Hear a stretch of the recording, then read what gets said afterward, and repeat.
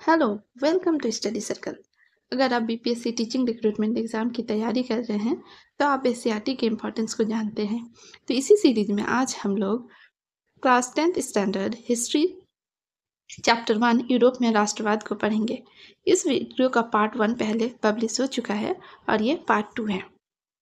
तो पहले पार्ट में हम लोग फ्रांस की क्रांति 1830 और फ्रांस की क्रांति 1848 और इटली के एकीकरण को पढ़ चुके हैं और इस पार्ट में हम लोग पढ़ेंगे जर्मनी के एकीकरण को।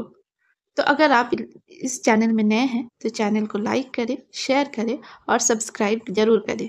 हमें आपके सपोर्ट की ज़रूरत है। तो चलिए शुरू करते हैं। तो वीडियो के इस पार्ट में आज हम लोग जर्मनी के एकीकरण के बारे में पढ़ेंगे। तो क्या हुआ कि इटली के एकीकरण के दौरान ही जर्मन क्षेत्र में भी समान प्रतिक्रियाएं चल रही थी। अतः दोनों देशों का एकीकरण लगभग साथ साथ ही संपन्न हुआ। जर्मनी मध्यकाल में लगभग 800 ईस्वी में शार्लमा के नेतृत्व में संगठित होकर लंबे समय तक सुदृढ़ अवस्था में रहा। परंतु आधुनिक युग के आते आते जर्मनी पूरी तरह से विखंडित राज्य बन गया था, जिसमें लगभग 300 छोटे बड़े राज्य थे। उनमें राजनीतिक, सामाजिक तथा धार्मिक विषमताएं भी मौजूद थी। उत्तर जर्मन राज्यों में जहां प्रोटेस्टेंट मतावलंबियों की संख्या ज़्यादा थी, वहां प्रसा सबसे शक्तिशाली राज्य था और अपना प्रभाव बनाए हुए था। दूसरी तरफ दक्षिण जर्मनी के कैथोलिक बहुल राज्यों की प्रतिनिधि सभा जो थी, उसको क्या कहा जाता था, डायट कहा था, वो जिंदा थी, जहां सभी मिलते थे। तो दक्षिण जर्मनी के जो कैथोलिक बहुल राज्यों की प्रतिनिधि सभा थी, उसे क्या कहा जाता था, डायट कहा जाता था। परंतु उनमें जर्मन राष्ट्रवाद की भावना का अभाव था, जिसके कारण एकीकरण का मुद्दा उनके समक्ष नहीं था। वस्तुतः जर्मन एकीकरण की पृष्ठभूमि निर्माण का श्रेय नेपोलियन बोनापार्ट को दिया जाता है, क्योंकि उसने 1806 ईस्वी में जर्मन प्रदेशों को जीतकर राइन राज्य संघ का निर्माण किया। तो कौन, जो नेपोलियन बोनापार्ट है, उसने जर्मन को जब जीत लिया 1806 में, तो उसने राइन राज्य संघ का निर्माण किया और यहीं से जर्मन राष्ट्रवाद की भावना धीरे धीरे बढ़ने लगी थी। इसी दौरान जर्मनी में बुद्धिजीवियों, किसानों तथा कलाकारों जैसे हीगेल, कांट, हम्बोल्ट, अंडर्ट, जैकब ग्रिम आदि ने जर्मन राष्ट्रवाद को बढ़ावा दिया। हीगेल ने एक ऐतिहासिक द्वंद्ववाद की व्याख्या करते हुए जर्मन राष्ट्रवाद के विकास में भूमिका निभाई। प्रशा का चांसलर बिस्मार्क हीगेल के विचारों से काफ़ी प्रभावित था। तो प्रशा का चांसलर कौन था? बिस्मार्क था। बिस्मार्क कहाँ का चांसलर था? प्रशा का था। ये मैं बार बार इसलिए बोल रही हूँ कि ये बहुत इंपॉर्टेंट है। और वो किसके विचारों से प्रभावित था? हीगेल के विचारों से। अंडर्ट ने कविताओं के माध्यम से देशभक्ति जागृत की। तो अंडर्ट कौन था? एक कवि थे जो कविताओं के माध्यम से देशभक्ति जागृत की। हर्डेनबर्ग तथा नोबलिस ने जर्मनी के गौरव में अतीत को सामने रखा। हर्डेनबर्ग और नोबलिस जो दो व्यक्ति थे, उन्होंने जर्मनी के गौरव में अतीत को सामने रखा। चित्रकारों ने जर्मन संस्कृति को उजागर किया। उन्होंने नायक नायिकाओं को जीवन चित्रों द्वारा भी राष्ट्रवाद को बढ़ावा दिया। इस प्रकार अब जर्मनी भी सामंतवादी व्यवस्था से पूरी तरह निकलकर आधुनिक युग में प्रवेश करने को तैयार हुआ। जर्मनी में राष्ट्रीय आंदोलन में शिक्षित संस्थानों एवं विद्यार्थियों का भी योगदान था। शिक्षकों एवं विद्यार्थियों ने जर्मनी एकीकरण के उद्देश्य से ब्रूसेनसैफ्ट नामक सभा स्थापित की। तो शिक्षक और विद्यार्थियों ने जर्मनी एकीकरण के उद्देश्य से क्या किया था? ब्रूसेनसैफ्ट नामक सभा स्थापित की थी। तो अगर ब्रूसेनसैफ्ट पूछेगा तो क्या है कि एक सभा है जिसकी स्थापना किसने किया था? शिक्षक एवं विद्यार्थियों ने। वाइमार राज्य का येना विश्वविद्यालय राष्ट्रीय आंदोलन का केंद्र था। तो वाइमार राज्य जो था वो येना विश्वविद्यालय राष्ट्रीय आंदोलन का केंद्र था।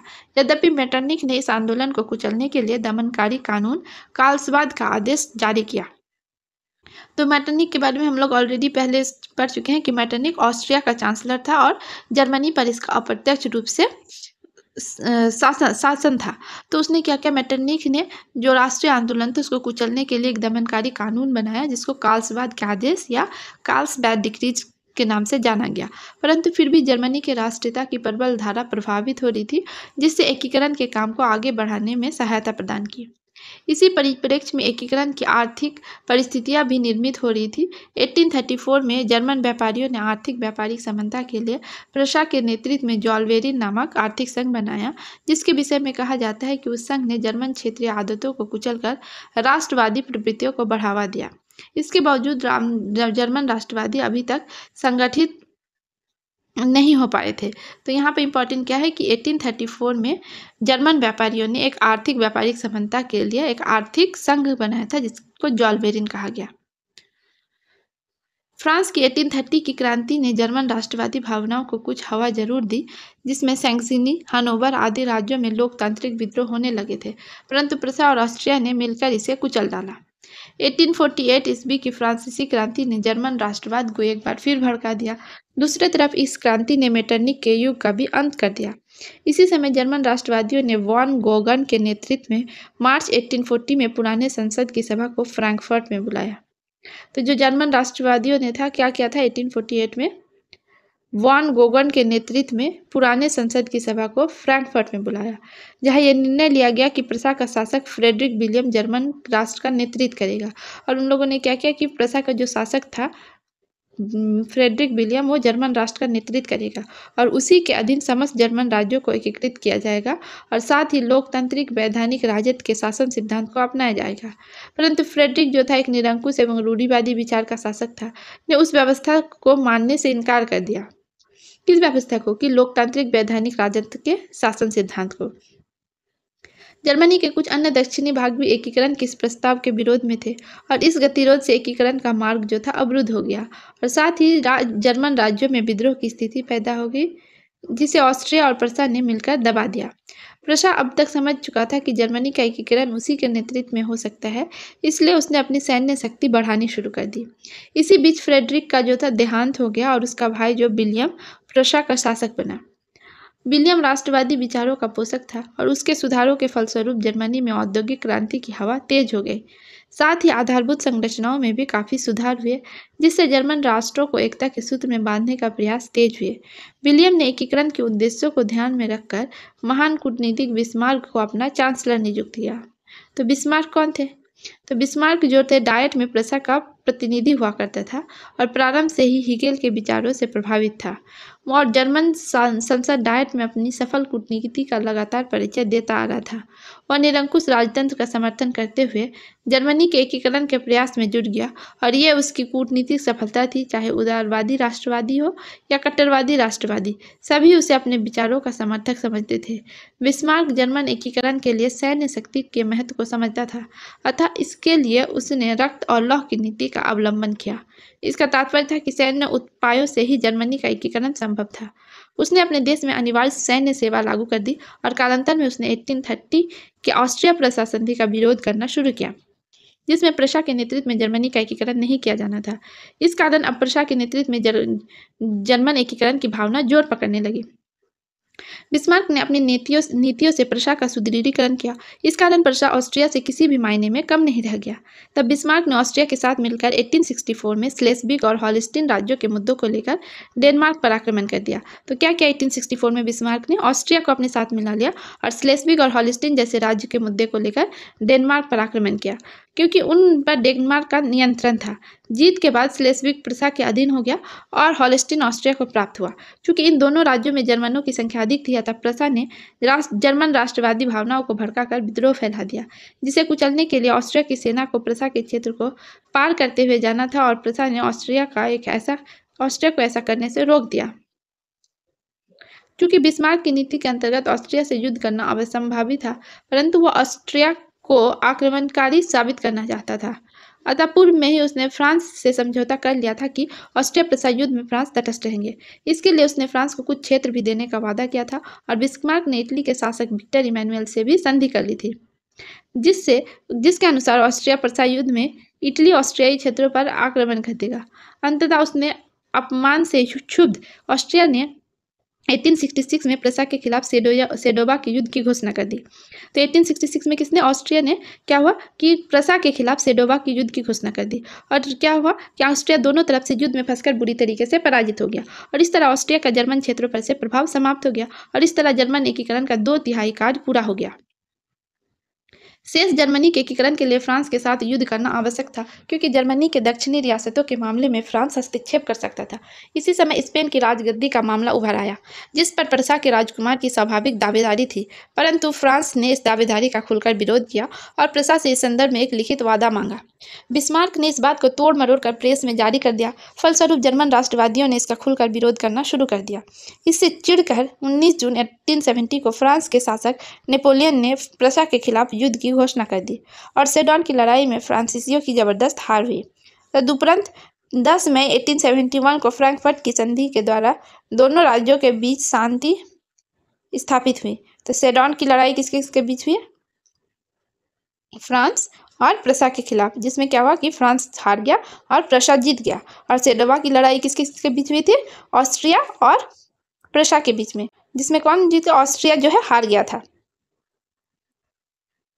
अंततोगत्वा क्या हुआ कि जर्मनी 1871 तक एक एकीकृत राष्ट्र के रूप में यूरोप के राजनीतिक मानचित्र में स्थान पाया।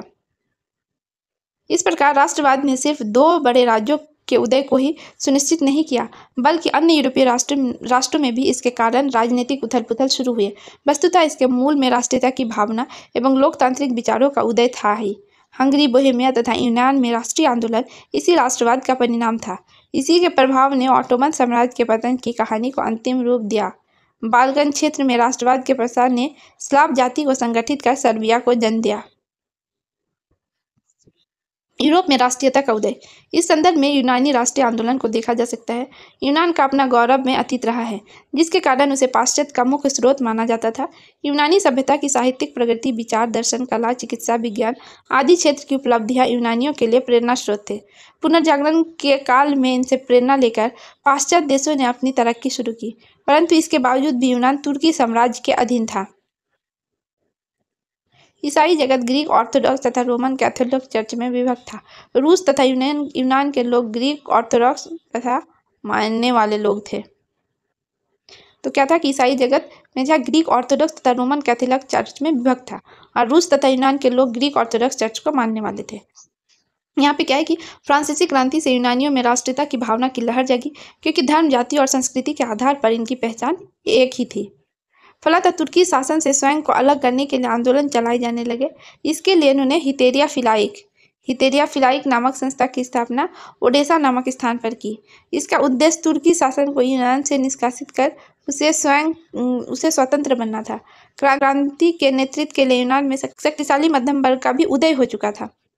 यूनान सारे यूरोप वासियों के लिए प्रेरणा एवं सम्मान का पर्याय था, जिसकी स्वतंत्रता के लिए समस्त यूरोप के नागरिक अपनी सरकार की तटस्थता के बावजूद भी उद्यत थे। इंग्लैंड का महान कवि लॉर्ड बायरन, कौन थे? इंग्लैंड के महान कवि थे, इनका क्या नाम था? Lord Byron. उन्होंने क्या किया था कि यूनानियों की स्वतंत्रता के लिए यूनान में ही शहीद हो गया। इससे यूनान की स्वतंत्रता के लिए संपूर्ण यूरोप में सहानुभूति की लहर दौड़ने लगी। इधर रूस भी अपनी साम्राज्यवादी महत्वाकांक्षा तथा धार्मिक एकता के कारण यूनान की स्वतंत्रता का पक्षधर था। यूनान में विस्फोटक स्थिति तब और बन गई जब तुर्की शासकों द्वारा यूनानी स्वतंत्रता संग्राम में संलग्न लोगों को बुरी तरह कुचलना शुरू किया। 1821 ईस्वी में अलेक्जेंडर चिपसिलांटी के नेतृत्व में यूनान का विद्रोह शुरू हो गया। तो 1821 में क्या हुआ कि अलेक्जेंडर चिपसिलांटी के नेतृत्व में यूनान में विद्रोह शुरू हो गया, और रूस का जार एलेक्जेंडर व्यक्तिगत रूप से तो यूनानी राष्ट्रीयता के पक्ष में था, परंतु ऑस्ट्रिया के प्रतिक्रियावादी शासक मेटरनिक के दबाव के कारण खुलकर सामने नहीं आ पा रहा था। जब नया जार निकोलस आया तो उसने खुलकर यूनानियों का समर्थन किया। फ्रांस के राजा चार्ल्स टेन भी यूनानी स्वतंत्रता में दिलचस्पी लेने लगा। 1827 में लंदन में एक सम्मेलन हुआ, जिसमें इंग्लैंड, फ्रांस तथा रूस ने मिलकर तुर्की के खिलाफ तथा यूनान के समर्थन में संयुक्त कार्यवाही करने का निर्णय लिया। इस प्रकार तीनों देशों की संयुक्त सेना नावारिनो की खाड़ी में तुर्की के खिलाफ एकत्र हुई। तुर्की के समर्थन में सिर्फ मिस्र की सेना ही आई, और युद्ध में मिस्र और तुर्की की सेना बुरी तरह पराजित हुई। अंततः 1829 में एड्रियानोपोल की संधि हुई, जिसके तहत तुर्की की नाम मात्र में प्रभुता यूनान को स्वायत्तता देने के बाद तय हुई।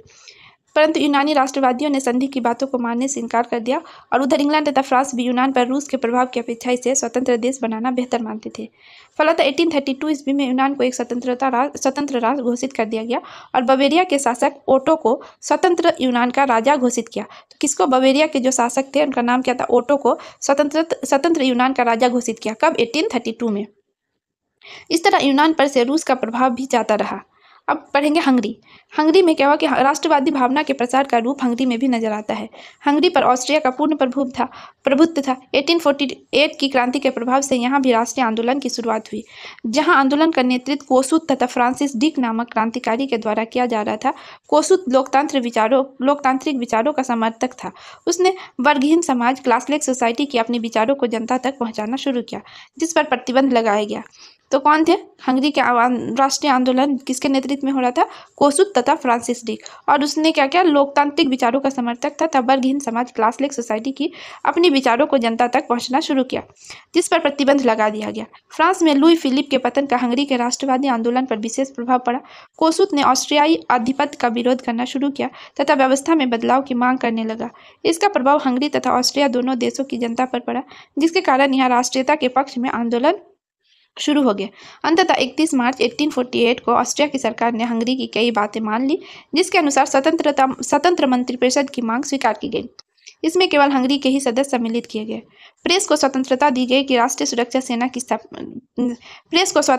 गई तथा राष्ट्रीय सुरक्षा सेना की स्थापना की गई। सामंती प्रथा को समाप्त कर दी गई तथा प्रतिनिधि सभा, जिसे डायट कहते हैं, उसकी बैठक प्रति वर्ष राजधानी बुडापेस्ट में बुलाने की बात को स्वीकार की गई। इस प्रकार इन आंदोलन ने हंगरी को राष्ट्रीय अस्मिता प्रदान की। अब पढ़ेंगे पोलैंड के बारे में कि पोलैंड में भी राष्ट्रवादी भावना के कारण रूसी शासन के विरुद्ध विद्रोह शुरू हो गए। 1830 ईस्वी के क्रांति का प्रभाव यहाँ के उदारवादियों पर भी व्यापक रूप से पड़ा था, परंतु इन्हें इंग्लैंड तथा फ्रांस की सहायता नहीं मिल सकी। अतः इस समय रूस ने पोलैंड के विद्रोह को कुचल दिया। बोहेमिया जो ऑस्ट्रियाई शासन के अंतर्गत में था, हंगरी के घटनाक्रम का प्रभाव पड़ा। बोहेमिया की बहुसंख्यक चेक जाति की स्वायत्त शासन की मांग को स्वीकार किया गया, परंतु आंदोलन ने हिंसात्मक रूप धारण कर लिया, जिसके कारण ऑस्ट्रिया द्वारा क्रांतिकारियों का सख्ती से दमन कर दिया गया। इस प्रकार बोहेमिया में होने वाले क्रांतिकारी आंदोलन की उपलब्धियां स्थायी न रह सकी। तो परिणाम क्या हुआ कि यूरोप में राष्ट्रीयता की भावना का विकास तो फ्रांसीसी क्रांति के गर्भ से ही आरंभ हुआ, जो मूर्त रूप से यूरोपीय राज्यों के एकीकरण के रूप में सामने आया। फलस्वरूप कई बड़े कई छोटे राष्ट्रों का उदय हुआ। राष्ट्रवादी प्रवृत्तियों का नकारात्मक पक्ष 19वीं शताब्दी के अंतिम उत्तरार्ध तक संकीर्ण राष्ट्रवाद के रूप में उभरकर सामने आया। प्रत्येक राष्ट्र की जनता और शासक के लिए उनका राष्ट्र ही सब कुछ हो गया और इसके लिए वे किसी भी हद तक जाने के लिए तैयार रहने लगे। इसके परिणाम स्वरूप बाल्कन क्षेत्र के छोटे छोटे राज्य एवं जातीय समूहों में भी यह भावना जोर पकड़ने लगी। दूसरी तरफ बड़े यूरोपीय राज्यों यथा जर्मनी, इटली, फ्रांस, इंग्लैंड जैसे देशों में राष्ट्रवाद की भावना इतनी बढ़ गई कि उनमें साम्राज्यवादी प्रवृत्तियों का प्रादुर्भाव होने लगा। हालांकि इन साम्राज्यवादी प्रवृत्तियों के लिए यूरोप में होने वाली औद्योगिक क्रांति उतनी ही जिम्मेदार थी जितना कि अन्य कारण थे। इस प्रवृत्ति ने सर्वप्रथम एशियाई एवं अफ्रीकी देशों को अपना निशाना बनाया, जहां यूरोपीय देशों ने अपने उपनिवेश स्थापित किए थे। इन उपनिवेशों के शोषण पर ही औद्योगिक क्रांति की आधारशिला टिकी थी। इस साम्राज्यवादी प्रवृत्ति के कारण ही ऑटोमन साम्राज्य जो है वो ध्वस्त हुआ और पूरा बाल्कन क्षेत्र युद्ध का अखाड़ा बन गया। यूरोप में राष्ट्रवाद के इस प्रादुर्भाव ने यूरोप ही नहीं वरन पूरे विश्व को जागरूक बनाए, जिस कारण अफ्रीकी एवं एशियाई उपनिवेशों में विदेशी सत्ता के खिलाफ मुक्ति के लिए राष्ट्रीयता की लहर उपजी। इसी परिप्रेक्ष्य में भारत में भी यूरोपीय राष्ट्रवाद के संदेश पहुंचने शुरू हो चुके थे। मैसूर का शासक टीपू सुल्तान स्वयं, जो 1789 ईस्वी में फ्रांसीसी क्रांति से काफी प्रभावित था, इसी प्रभाव में उसने भी क्या किया कि जैकोबिन क्लब की स्थापना करवाई और स्वयं उसका सदस्य बना। यह भी कहा जाता है कि उसने श्रीरंगपट्टनम में ही स्वतंत्रता का प्रतीक वृक्ष भी लगवाया था। दूसरी तरफ 19वीं शताब्दी में चलने वाले सामाजिक धार्मिक सुधार आंदोलन के नेताओं ने भी भारत में राष्ट्रीय चेतना को जगाना शुरू कर दिया। उदाहरण स्वरूप राजा राममोहन राय स्वयं अंतर्राष्ट्रीय घटनाओं में भी काफी रुचि लेते थे। उन्होंने स्वतंत्रता, जनवाद और राष्ट्रवाद संबंधी अपने विचारों के कारण ही 1821 ईस्वी में जो था कि वो नेपल्स की क्रांति की विफलता पर काफी दुख प्रकट किया एवं 1823 की स्पेनिश स्वतंत्रता आंदोलन की सफलता पर उत्सव भोज दिया। कालांतर में भारत में 1857 की क्रांति से ही राष्ट्रीयता के तत्व नजर आने लगे थे। इस प्रकार यूरोप में जन्मी राष्ट्रीयता की भावना ने प्रथमतः यूरोप एवं अंततः पूरे विश्व को प्रभावित किया, जिसके फलस्वरूप यूरोप के राजनीतिक मानचित्र में बदलाव तो आया ही, साथ साथ कई उपनिवेश भी स्वतंत्र हुए। तो इस प्रकार आपने यह चैप्टर यूरोप में राष्ट्रवाद के पार्ट 2 को पढ़ा है। अगर आपको ये वीडियो पसंद आता है तो चैनल को सब्सक्राइब जरूर करें और वीडियो को लाइक और शेयर जरूर करें। हमें आपके सपोर्ट की ज़रूरत है। Thank you.